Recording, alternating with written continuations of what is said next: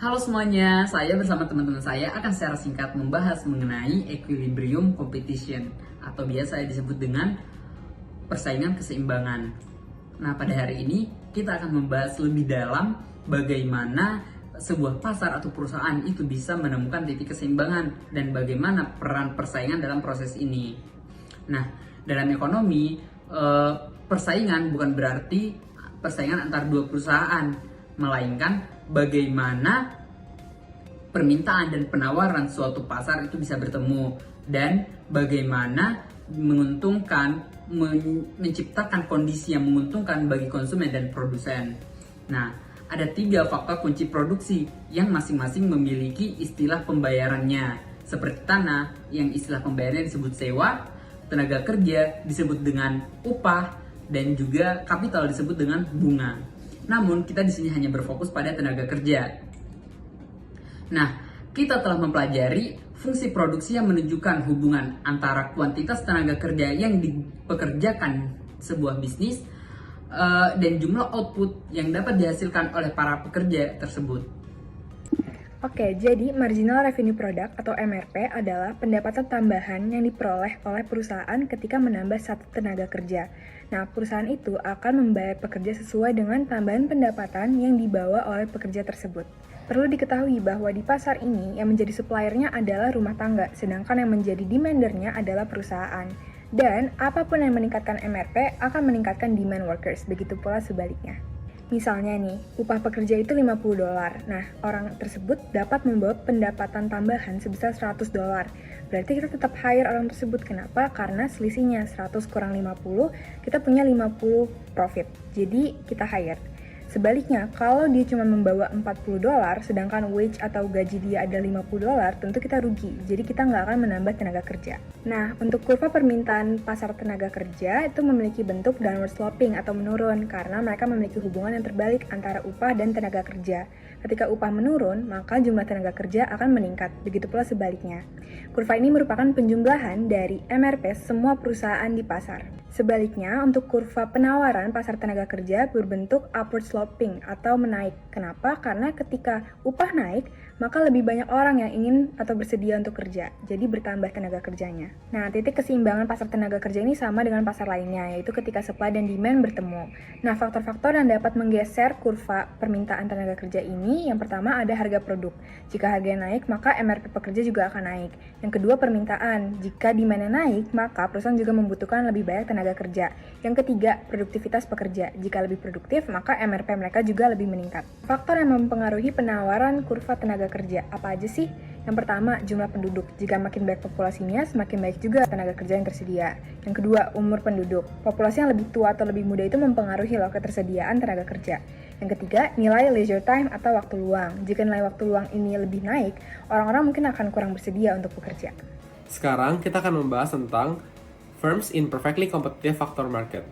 Di perfectly competitive factor market, terdapat banyak buyer dari faktor produksi labor. Oleh karena itu, firms harus berkompetisi untuk memperkerjakan labor yang mereka butuhkan untuk memproduksi barang yang akan mereka jual.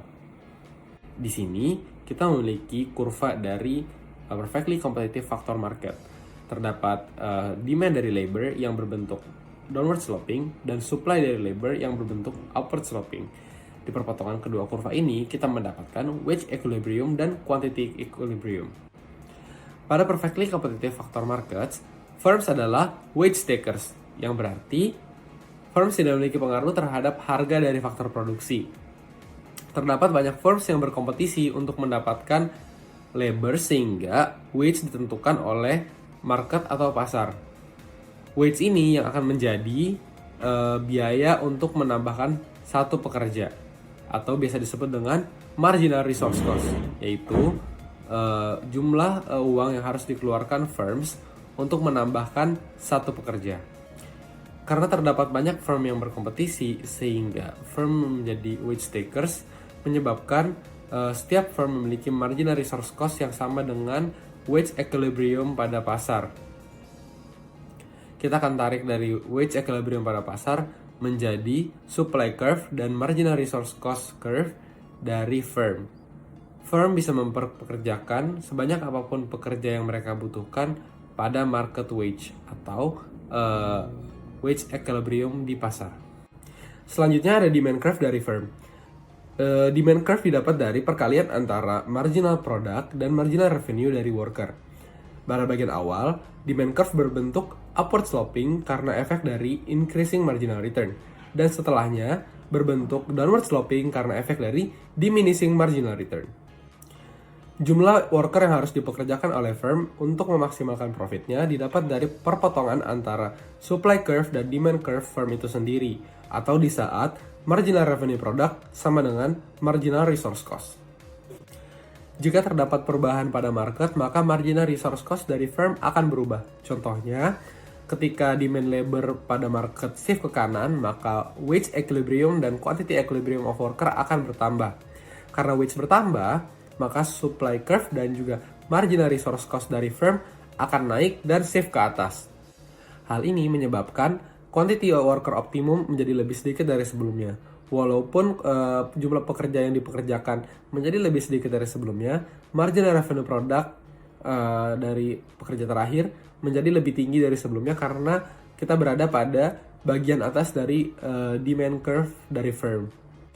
Jika terdapat perubahan dalam firm itu sendiri, seperti peningkatan teknologi atau peningkatan produktivitas dari firm itu sendiri, maka demand curve atau marginal revenue product dari firm akan bergeser ke kanan. Hal ini menyebabkan quantity of worker yang optimum menjadi bertambah, tetapi marginal revenue product dari pekerja terakhir tidak berubah. Terakhir, hal yang akan kita bahas adalah least cost combination yang dapat digunakan dalam produksi dari berbagai barang. Hal ini sama seperti kombinasi max utilization. Sebagai contoh, suatu perusahaan memiliki dua sumber daya utama yang digunakan dalam produksi, yaitu labor dan capital. Untuk mencari least cost combination dari sumber daya ini, pertama-tama Anda harus menentukan marginal product dari sumber daya tersebut, lalu dibagi dengan harga sumber daya tersebut. Sebagai contoh, untuk labor, marginal cost product 30 dan harga labor 15. Untuk capital, marginal produknya 100 unit per output, sedangkan harga modalnya adalah 25. Ketika Anda membaginya, Anda mendapatkan 2 unit output untuk labor, dan untuk modal, Anda mendapatkan 4 unit per output. Artinya yang mana kita harus gunakan lebih banyak? Tentu saja kombinasi yang memaksimalkan keuntungan, di mana marginal produk labor dibagi dengan harga labor sama dengan marginal produk capital dibagi dengan harga capital. Sejak mereka tidak sama, Anda menginginkan lebih banyak produk dengan marginal produk yang lebih tinggi dari capital dan lebih rendah marginal produk per dolarnya untuk labor. Sekian.